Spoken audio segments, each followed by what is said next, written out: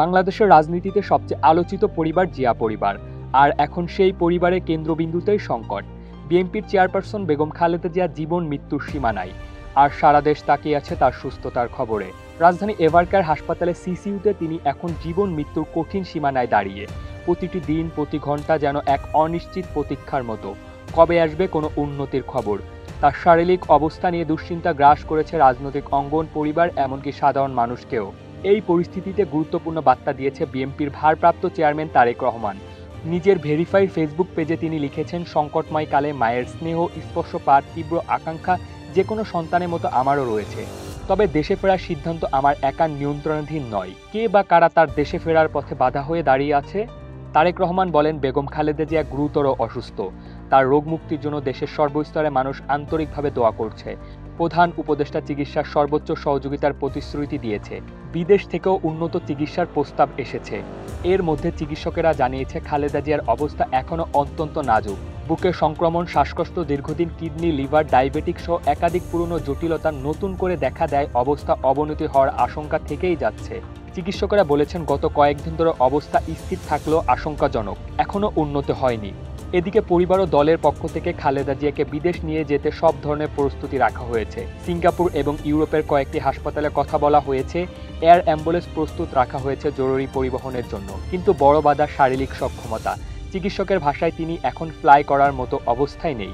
সাম্প্রতিক বছরগুলোতে বেগম খালেদা জিয়ার শারীরিক অবস্থা বারবার অবনতির দিকে গেছে। লিভার সিরোসিস থেকে শুরু করে কিডনি জটিলতা এবং ডায়াবেটিক সহ সব মিলিয়ে তার বয়স এবং দীর্ঘ রাজনৈতিক সংগ্রাম, তার 2021 সালের পর তাকে বিদেশ নেয়ার জন্য পরিবার একাধিকবার আবেদন করা হলেও অনুমতি মেলেনি। করোনাকালে শর্ত সাপেক্ষে মুক্তি পেলেও স্বাধীনভাবে চিকিৎসা নেওয়ার সুযোগ হয়ে ওঠেনি। এই পুরো পরিস্থিতি ঘিরে রাজনৈতিক অঙ্গনে প্রশ্ন উঠেছে, তারেক রহমান দেশে ফিরতে না পারার কারণ কি? শুধু কি মামলা জটিলতা, নাকি নিরাপত্তা, আন্তর্জাতিক চাপ, নাকি রাজনৈতিক বাস্তবতার ভিতরে কোনো অদৃশ্য বাধা? যদিও তিনি এ বিষয়ে সরাসরি কিছু বলেননি, তার বক্তব্যে ইঙ্গিত দিচ্ছে সিদ্ধান্ত সম্পূর্ণ ব্যক্তিগত নয়, বরং বহির্স্তরীয় জটিলতার সঙ্গে জড়িত। এই সংকটকে আরও গভীর ও ঐতিহাসিক করে তুলেছে একটি বিষয়, বাংলাদেশের রাজনীতিতে খালেদা জিয়ার সম্ভাব্য প্রস্থান শুধু একটি অধ্যায়ের সমাপ্তি নয়, এটি একটি যুগের অবসানও হতে পারে। 3 দশকেরও বেশি সময় ধরে জাতীয় রাজনীতির কেন্দ্রবিন্দুতে থাকা এই নেত্রী একাই সৃষ্টি করেছিলেন প্রবল প্রবাহ, বিরোধ, প্রতিক্রিয়া এবং পাল্টাপাল্টি শক্তির। তার হঠাৎ অনুপস্থিত যেন দীর্ঘদিন ধরে দাঁড়িয়ে থাকা কোনো প্রাচীন বৃক্ষ উপড়ে ফেলার মতো পুরো রাজনীতিকে নাড়িয়ে দেবে। তার উপস্থিতি অসুস্থতা সত্ত্বেও ছিল একটি স্থিতিশীল ফ্যাক্টর, যা শুধু বিএনপির নেতৃত্বে নয়, বরং দেশের সামগ্রিক রাজনৈতিক ভারসাম্যর ওপরও প্রভাব ফেলত। তার অনুপস্থিতি রাজনৈতিক উত্তাপকে আরও বেপরোয়া করতে পারে, যেন দিগন্ত জুড়ে হঠাৎ থেমে যাওয়া নদীর প্রবাহ নিজের পথ হারিয়ে ফেলে। বাংলাদেশের রাজনীতি ঠিক তেমনই দিগ্ভ্রাম হয়ে পড়ার আশঙ্কা তৈরি হবে। বেগম খালেদা জিয়ার উপস্থিতি দেশের রাজনীতিতে ছিল এক ধরনের ভারসাম্য, একটি নীরব শক্তি। তার সম্ভাব্য অনুপস্থিতি রাজনৈতিক মানচিত্রে রিগার্ড স্কেলের 7 মাত্রার ভূমিকম্পর মতো ধাক্কা দিতে পারে।